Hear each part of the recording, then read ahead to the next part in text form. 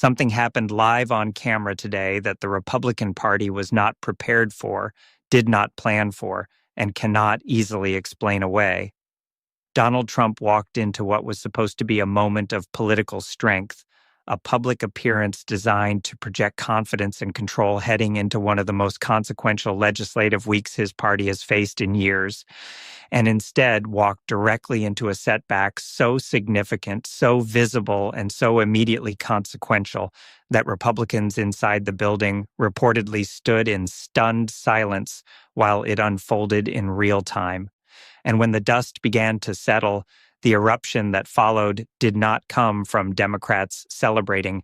It came from Republicans themselves, lawmakers, strategists, and party officials who had been quietly holding their concerns together with political discipline for months, and who, in the space of a single afternoon, found that discipline give way to something louder and considerably less manageable.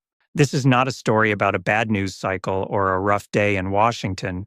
This is a story about what happens when the pressure that has been building inside a political coalition finally finds an exit, and about why the specific timing and context of today's setback makes it more structurally significant than the many dramatic moments that came before it.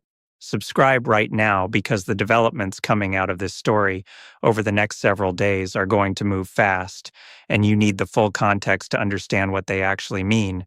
Hit that like button if you are ready to go beyond the headlines and understand the deeper forces driving what you are watching unfold. So let us establish exactly what happened today because the details matter enormously. Trump appeared before members of the House Republican Conference this morning for what was billed internally as a unity session, a meeting designed to align the caucus ahead of a critical budget reconciliation vote that Republican leadership has been trying to push through for weeks. The vote is not a minor procedural matter. It involves a package of spending cuts and tax provisions that goes to the heart of what the Republican Party has been promising its voters it would deliver now that it controls both chambers of Congress and the White House.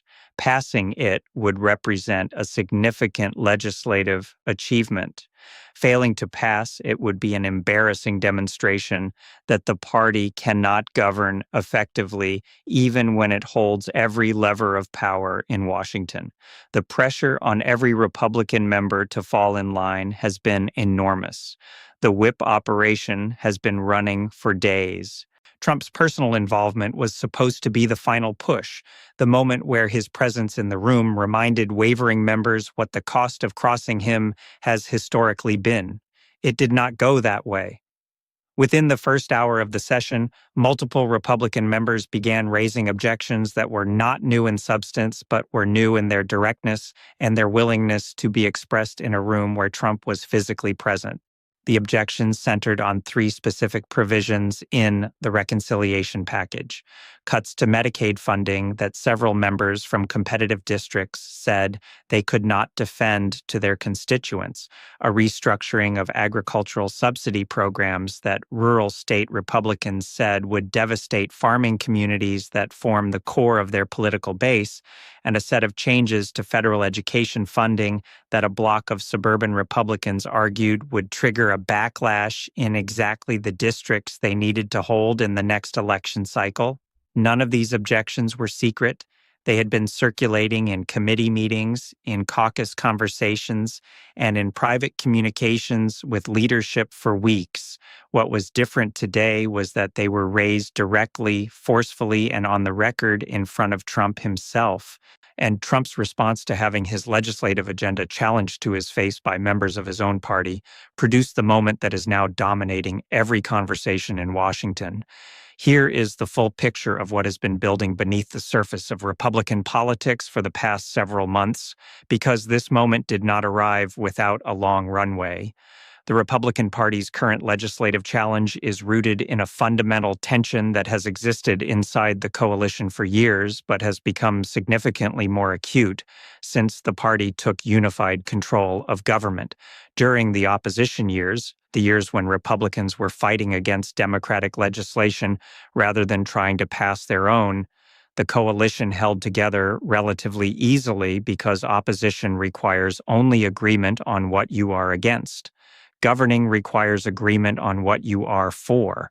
And the Republican coalition, which contains fiscally conservative deficit hawks, populist economic nationalists, social conservatives, suburban moderates, and rural agricultural communities, does not have natural agreement on what it is for when it comes to the specific trade-offs that real legislation requires. The Medicaid question is perhaps the clearest example of this tension. The reconciliation package currently under consideration includes cuts to Medicaid that budget hawks in the party have wanted for years on the grounds that the program has expanded far beyond its original scope and represents a significant driver of federal spending growth. That argument is coherent from a fiscal conservative perspective, but Medicaid is now the primary health coverage for roughly 80 million Americans, a significant portion of whom live in rural communities that voted heavily for Trump and whose congressional representatives are Republicans. Cutting Medicaid in those communities does not hurt Democratic voters. It hurts the Republican base, and the members who represent those communities are being asked to vote for those cuts, go home to their districts, look their constituents in the eye, and explain why the program that covers their health care needed to be reduced to fund tax provisions that primarily benefit higher-income households. That is not a politically sustainable position, and the members being asked to hold it know it. What today's session revealed is that some of them have decided that the political cost of holding that position has become higher than the political cost of saying so publicly, even in a room with Donald Trump. Now let us talk about the specific moment that broke the session open, because this is where the story shifts from background political tension to something that will be discussed and analyzed for a long time. Congressman Harold Briggs of Wisconsin, a second-term Republican who represents a district that includes a significant rural farming community and a mid-sized city with a large hospital system that serves as the primary employer for thousands of his constituents, stood up during the session and told Trump directly that he could not vote for the reconciliation package as currently written. He was not apologetic. He was not vague. He explained specifically that the Medicaid provisions would result in the closure of the hospital in his district, that the agricultural subsidy changes would force dozens of family farms in his constituency into insolvency, and that voting for this bill would cost him his seat in the next election, not because Democrats would beat him, but because his own constituents would stay home or find someone else to vote for. He then said something that created an audible reaction in the room. He said that he had been elected to represent the people of his district, that those people trusted him to protect their interests, and that no party loyalty to anyone superseded that responsibility. The room, by multiple accounts from people present, went very quiet after that, and then it did not stay quiet because within minutes, 4 other Republican members made similar statements, not identical. Some were less direct, some focused on different provisions, but all of them communicating the same essential message. The bill as written creates political and policy problems that cannot be solved by pressure from the top of the party. Trump's response, according to sources in the room, was initially to push back hard, to tell the members they were wrong about the political calculus, that his base would support the bill, that anyone who voted against it was handing a victory to Democrats and would be remembered for it, but the members did not back down.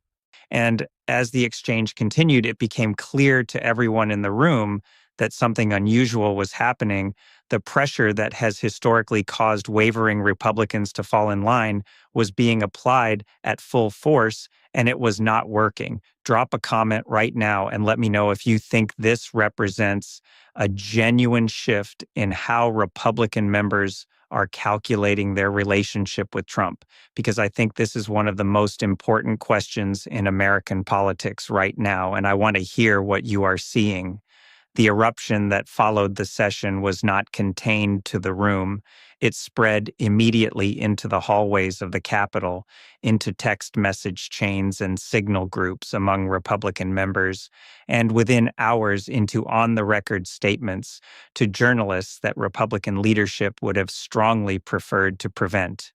Congressman Briggs spoke to reporters directly outside the meeting room and repeated his position without softening it. He said the party needed to understand that loyalty to constituents and loyalty to a legislative agenda were not the same thing, and that when they conflicted, there was only one direction a representative could responsibly choose. Congresswoman Rachel Odom of Michigan, who had not spoken during the session itself, issued a written statement saying she shared the concerns raised by her colleagues and that she expected the provisions in question to be revisited before any vote was called. Congressman Stephen Tao of Nevada went further, telling a reporter from Politico that the session had been counterproductive and that bringing Trump in to apply personal pressure had hardened positions rather than softened them. That last observation is particularly significant from a political dynamics perspective, and it is worth understanding why. The logic of using a powerful political figure to pressure wavering legislators works when the legislators believe that the cost of defiance exceeds the cost of compliance. It works when members are more afraid of what happens if they cross the party leader than they are of what happens if they vote for something their constituents hate. For most of Trump's political career, that calculation has favored compliance. The fear of a primary challenge backed by Trump's endorsement machine has been a powerful enough deterrent to keep most Republicans in line most of the time. But that calculation has a breaking point. It breaks when the cost of compliance becomes concrete and immediate, while the cost of defiance remains abstract and future. Congressman Briggs is not facing a theoretical primary challenge next year. He is facing a hospital closure in his district right now if this bill passes. He is facing constituents who will lose their health care coverage. He is facing farmers who will lose their businesses. These are not hypothetical consequences that can be managed or messaged away. They are real, visible, locally specific harms that his constituents will directly connect to his vote. Against that kind of concrete and immediate cost, the threat of a future primary challenge, which may or may not materialize, which would take months to develop, which might not succeed, even if it does develop, loses much of its deterrent power. This is the structural reality that Republican leadership is now confronting. The reconciliation package, as currently written, imposes real costs on real communities in ways that several Republican members have concluded they cannot politically survive, and no amount of presidential pressure changes that underlying math. Legal and policy analysts watching this situation have noted something else that adds another layer of complexity to the Republican position. The specific provisions being objected to, the Medicaid cuts in particular, carry a level of policy risk that goes beyond electoral politics. Several health policy experts have noted publicly that the proposed Medicaid restructuring would shift significant costs to state governments, many of which are already operating under tight budget constraints. States that cannot absorb those costs will be forced to reduce eligibility or reduce provider payments, both of which reduce access to care in communities that depend on the program. Robert Berenson, a health policy researcher at the Urban Institute who has studied Medicaid funding structures for decades, told the Washington Post that the specific mechanism being used in the reconciliation package to reduce federal Medicaid contributions would create a slow-motion fiscal crisis at the state level that would be largely invisible in the first year, but would produce dramatic access reductions within 3 to 5 years. That timeline is politically relevant. The damage would not arrive immediately. It would arrive gradually in ways that are difficult to attribute to a single vote in communities that may not immediately connect their reduced healthcare access to a legislative decision made years earlier. That kind of delayed consequence is exactly the type that legislators historically find easiest to vote for. But the Republican members objecting today are arguing that they and their constituents understand the mechanism clearly enough to see where it leads, and that they are not willing to own those consequences, even if the political damage takes time to arrive. Do me a favor right now and slam that like button, because this kind of policy level analysis is exactly what is missing from most coverage of these political confrontations, and it genuinely helps this content reach people who want more than surface level horse race reporting. Now let us talk about what the Republican eruption means for the broader legislative landscape, because the stakes here extend well beyond this single bill. The reconciliation process is one of the few legislative mechanisms that allows the party in power to pass significant legislation without bipartisan support. It is explicitly designed to enable a simple majority to enact major policy changes, which is why it has become the primary vehicle for ambitious domestic legislation in an era of extreme partisan polarization. But the reconciliation process has its own rules and constraints, and one of those constraints is that it requires every member of the majority caucus to be aligned, because the margins are too thin to absorb defections. In the current congressional configuration, Republicans can afford to lose only a very small number of votes and still pass the package. If the block of members expressing concerns today holds together and votes no, the legislation fails. That means Republican leadership now faces a choice with no comfortable options. They can modify the provisions that are generating objections, the Medicaid cuts, the agricultural subsidy changes, the education funding restructuring, but modifying those provisions reduces the overall fiscal impact of the package in ways that will upset the deficit hawk wing of the caucus, creating a new set of objections from a different direction. They can try to hold the line on the provisions and continue applying pressure, but today's session demonstrated that the pressure is not working and may in fact be making the situation worse.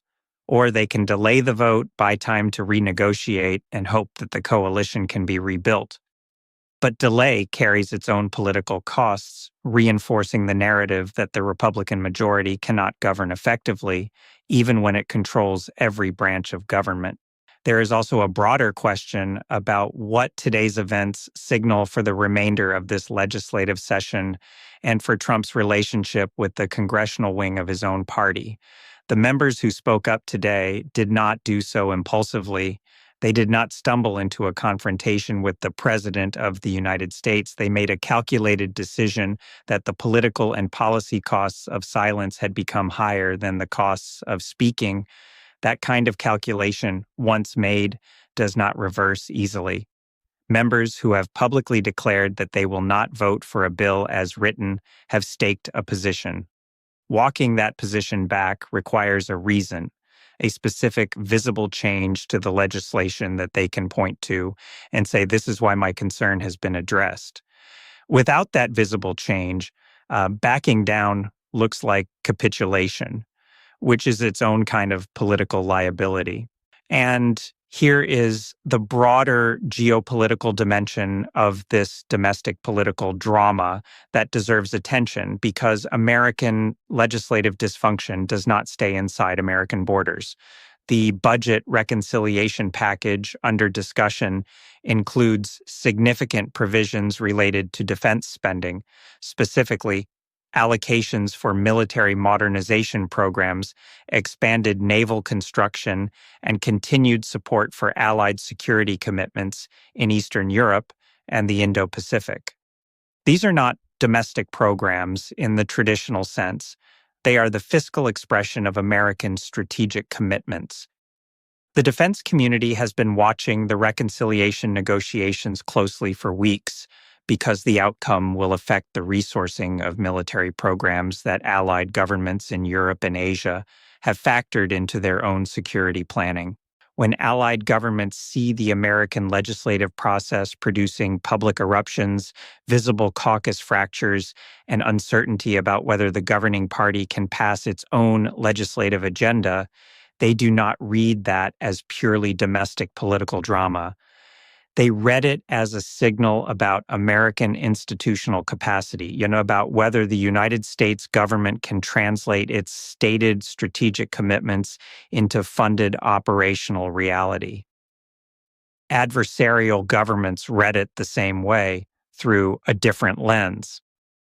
Legislative paralysis in Washington is not invisible to Beijing or Moscow.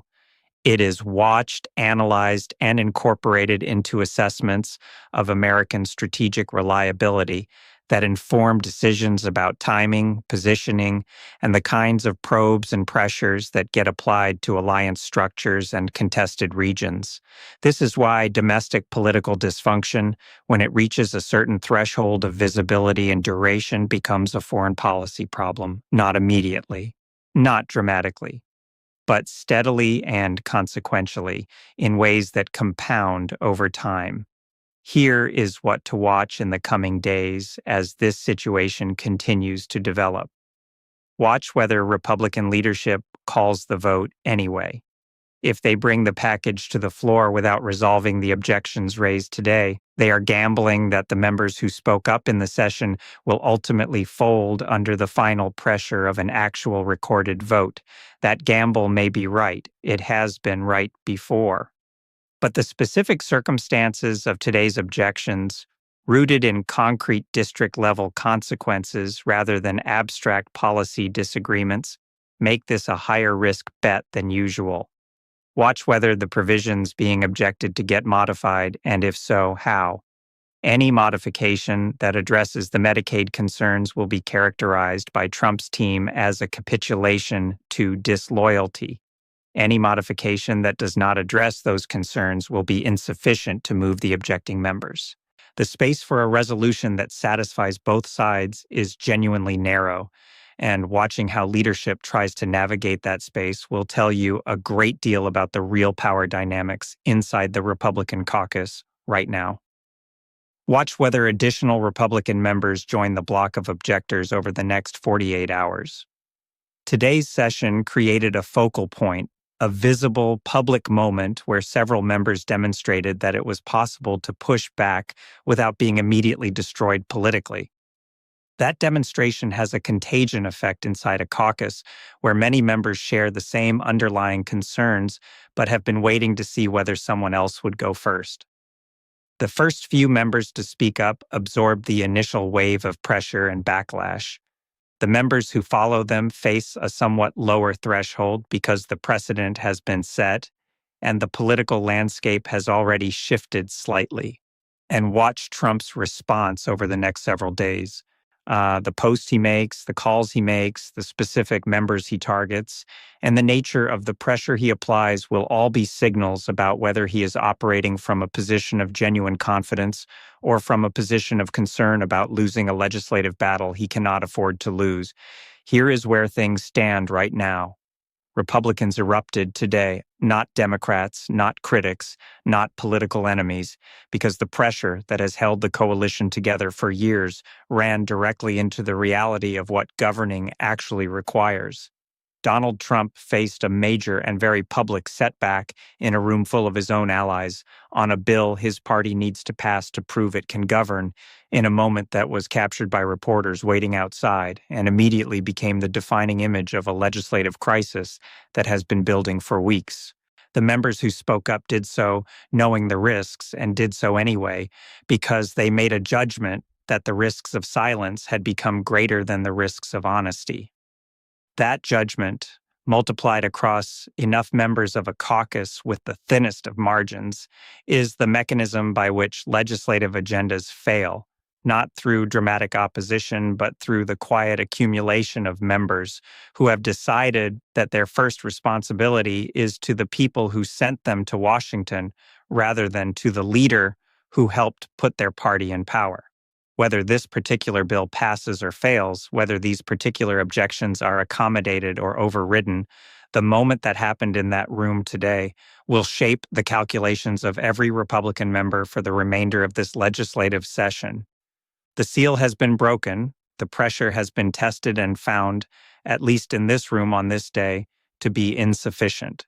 And the party that came into unified government promising to deliver major legislation is now very publicly working through the question of whether it can actually agree on what that legislation should look like. The stakes are real and the timeline is short. What happens in the next 72 hours will tell us whether Republican leadership has a path forward or whether this setback becomes the first in a series of legislative failures that redefine what this period of unified Republican government actually produced. If this kind of deep context beyond the headline analysis is what you come here for, hit that like button right now because it genuinely helps this content reach the people who need it most. And subscribe immediately if you are not already, because this story is going to keep developing and every update is going to add a new piece to a picture that is becoming clearer and more consequential by the hour. Stay with this. The details matter. The context matters.